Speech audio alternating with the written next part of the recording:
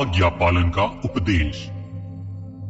प्रिय शिष्य, मेरी शिक्षा को मत भूलना, अपने हृदय में मेरी आज्ञाओं को स्मरण रखना, क्योंकि ऐसा करने से तेरे जीवन के दिन और वर्ष और बढ़ेंगे, तेरा अधिकाधिक कल्याण होगा। प्रिय शिष्य, करुणा और सच्चाई तुझसे कभी अलग न हो। तू उनको अपने गले का हार बनाना और उनको अपने हृदय पटल पर लिख लेना। तब तू परमेश्वर और मनुष्य दोनों की दृष्टि में कृपा का पात्र होगा। तू अति बुद्धिमान बनेगा।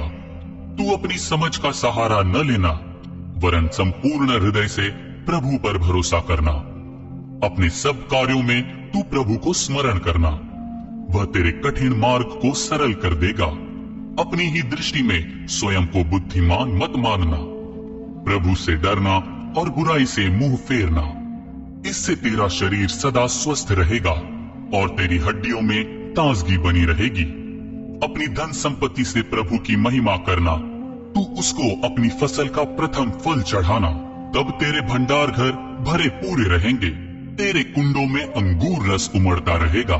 प्रिय शिष्य, प्रभु की ताड़ना की उपेक्षा मत करना।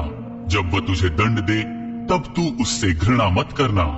जैसे पिता अपने प्रिय पुत्र को ताड़ना देता है, वैसे ही प्रभु उस मनुष्य को ताड़ना देता है जिससे वह प्रेम करता है। बुद्धि का महत्व। धन्य है वह मनुष्य जिसको बुद्धि मिल गई है, जिसने समझ को पा लिया है, क्योंकि बुद्धि की प्राप्ति चांदी की प्राप्ति से श्रेष्ठ है। उसकी उपलब्धि सोने से बढ़कर है। बुद्धि मोतियों से अधिक मूल्यवान है। तेरी किसी भी इष्ट वस्तु से उसकी तुलना नहीं हो सकती। उसके दाहिने हाथ में दीर्घायु और बाएं हाथ में संपत्ति और सम्मान है। उसके मार्ग आनंदमय है। उसके पथ सुख समृद्धि से परिपूर्ण है। जो मनुष्य उसको थामे रहते हैं, उनके लिए वह जीवन का वृक्ष है। उसको कसकर पकड़े रहने वाले लोग निस्संदेह सुखी है। प्रभु ने बुद्धि से पृथ्वी की नींव डाली है। उसने समझ से आकाश को स्थिर किया है। उसके ज्ञान से गहरे जल स्रोत फूटते हैं और आकाश से ओस टपकती है।